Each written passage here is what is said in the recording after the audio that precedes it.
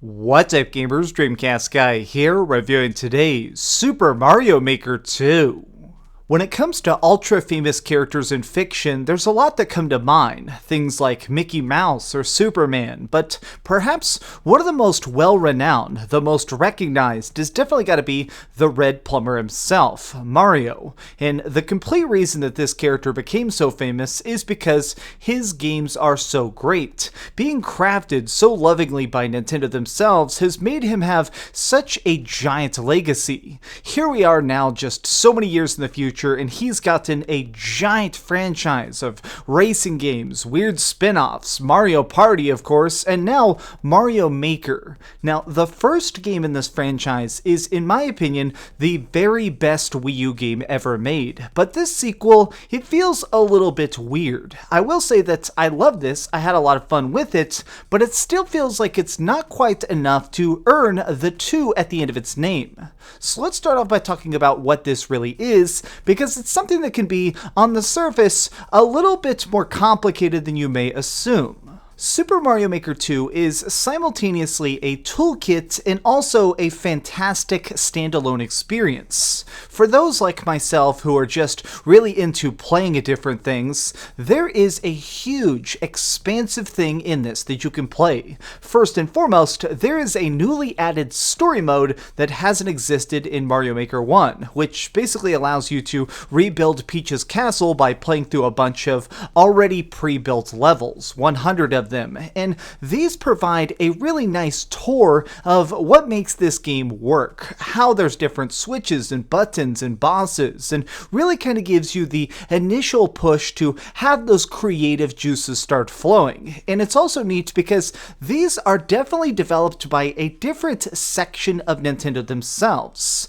There's lots of really neat little tricks and little tiny things in this that make it feel like a different style of design that's really interesting to just kind of consume and be curious about. But I think that the main reason people are going to be playing this is, of course, the custom courses being crafted by other creators. Whenever you get on the internet with Super Mario Maker 2, you can play anything that's been made by other people and uploaded. If the course can be finished, it's definitely on the leaderboard. And then you can search by different genres, different types, certain keywords, and of course, just which ones are the best of the best. Now, just running through these, part of the reason that I decided to delay my review, even though I had this a little bit before launch, is because I wanted to see just what everybody is making. I want to see what's actually going on with the creation in Super Mario Maker. And I can already say this is a brilliantly expanded toolkit. So I'm somebody who just basically plays things. I don't really make levels, but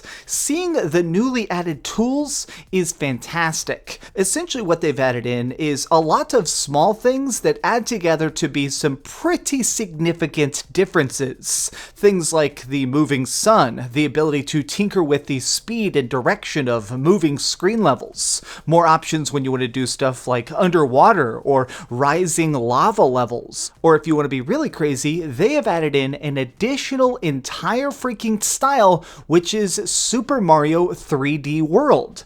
Yes, that's right, this is the Wii U game, and of course the really underrated 3DS game, which is 3D World. They've put these in here, and if you play this, it looks like a just standard 2D Super Mario game, but what's funny is this has so many of the items and power-ups that only existed in this universe. So like Cat Mario is here, clear pipes are here. It basically gives you so many different ways of just constructing what you think is the ultimate Mario experience. Well, let's say that you are somebody who really wants to try and build this stuff instead of just playing it.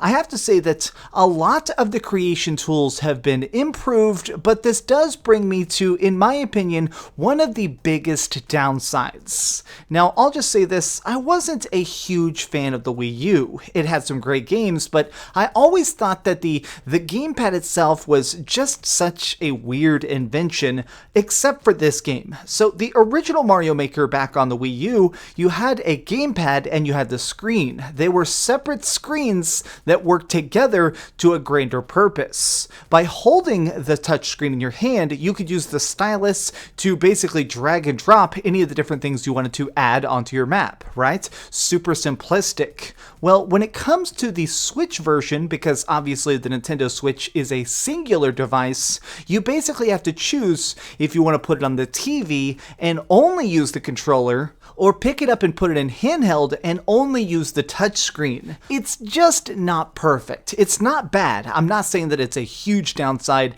It's just the thing that to me felt very, very different. I liked that there was just such an instantaneous responsiveness of picking up things, opening up my toolkit and expanding a different section of my level, and then seeing it on the screen in its full glory on the Wii U, and having that in this style, it just doesn't work as much. But this does bring me to the fact that I think that this game is not as great as I hoped it would be. Now, before anybody gets mad at me, let me just try and rewind that and explain exactly what I'm saying. This is a must-buy experience. It's still fun, it's still got tons of hours of great, expansive combat and just all sorts of nice mechanics in it, but I think that it's just not as big as I kind of dreamed it would be. I mean, a lot of the new toolkits, they're not super giant, but they're nice. It's cool to have slopes and springs and Yoshis all over the place. But I think that the online aspect of it is just clearly unfinished. So I played this before launch and I've been playing it now, and something I've noticed is that the online multiplayer is just very clearly hurting for some updates. Like currently in the version of the game I'm playing right now, it is impossible to play with people on my friends list. I can choose to play with random people on random maps, but it's not possible to just grab my buddy Spawnwave or RGT85 and jump into a course with him.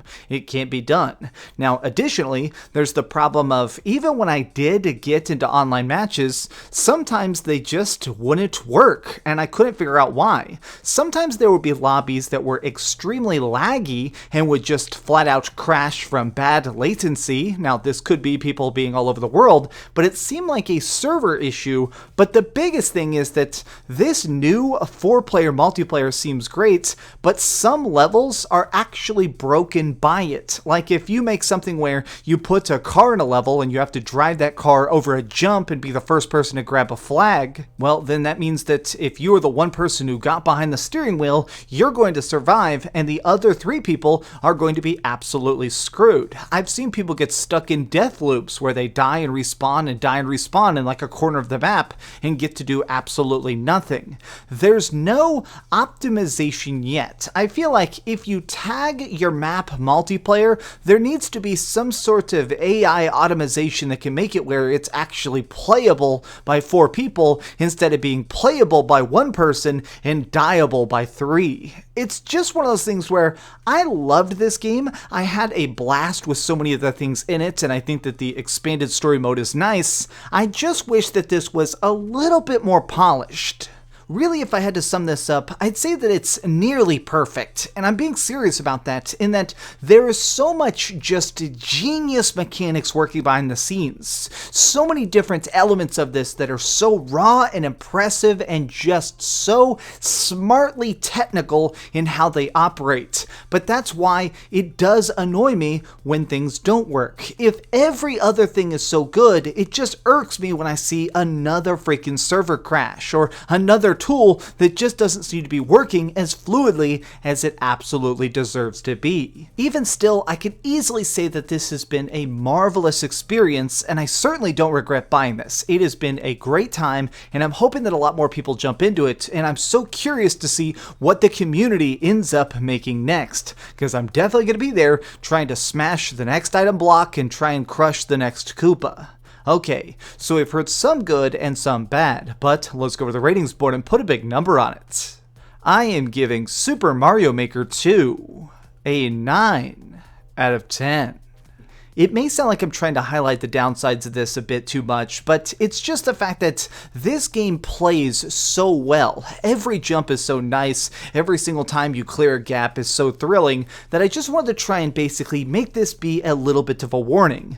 This game right now is a little bit messy in sections, but it's Nintendo. I'm pretty dang confident that they're going to clean it up with time.